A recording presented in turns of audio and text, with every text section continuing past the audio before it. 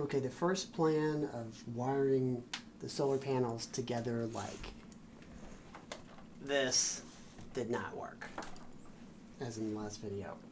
And I realized I wasn't completing a circuit. But I've learned, now this is what we have wired up. The second design idea was to keep the batteries inside of this, so and then still access the power from the battery, so that when it's mounted in the car, you're running off battery power, but it's continually being charged. So the idea being we just put these as a complete unit into the car, technically running directly from the battery, but it's always being charged because this will be on the hood. And this is how we're linking together and what I just figured out. I was doing this. This was the tester.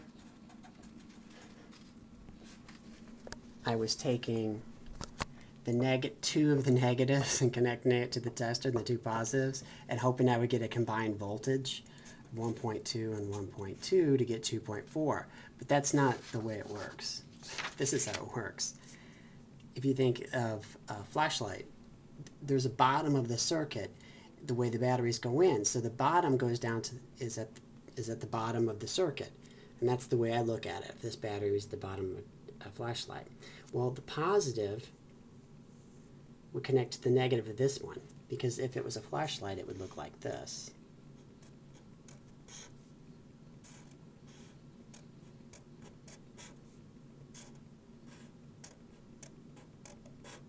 And then this is part of the circuit, and then the combined positives flow through here to whatever it is that turns the flashlight on. So that's what we did here, and it shows. Here is the combined, okay, that's too much movement. Okay, that's the combined voltage of these three lights, and we could see how we can take them out of the circuit and make it go down. So right now it's on 10, and there's a zoom on that. Did you? Okay, so I'm going to take this out. It's going to drop down to 0. Okay, now bring it back out to there. There we go. So now, this is the bottom of the circuit. So I take the negative and go to the negative of this, because now this battery is the bottom. Okay, and then I'm going to take the positive.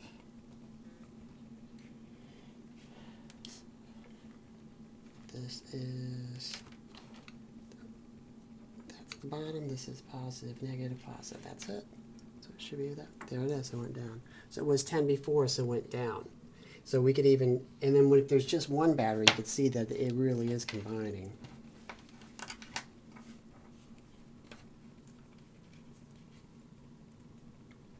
So that's one battery.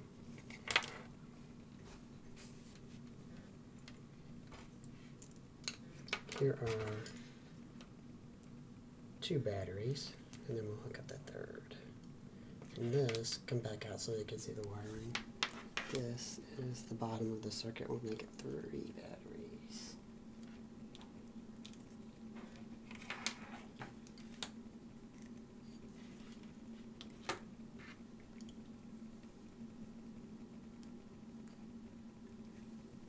And then there's 3 batteries.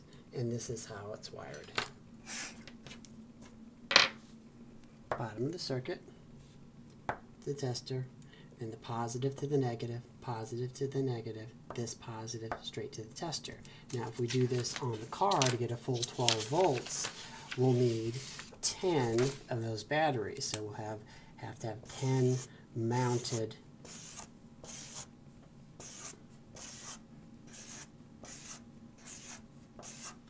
on the car in some way, so that we go, if this is the bottom, and here is the negative connection to the engine. I'll draw an engine.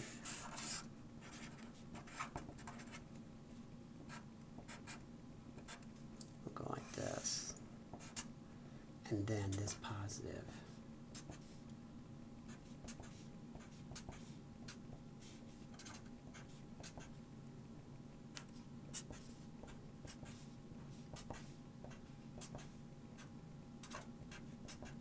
So all this be, okay.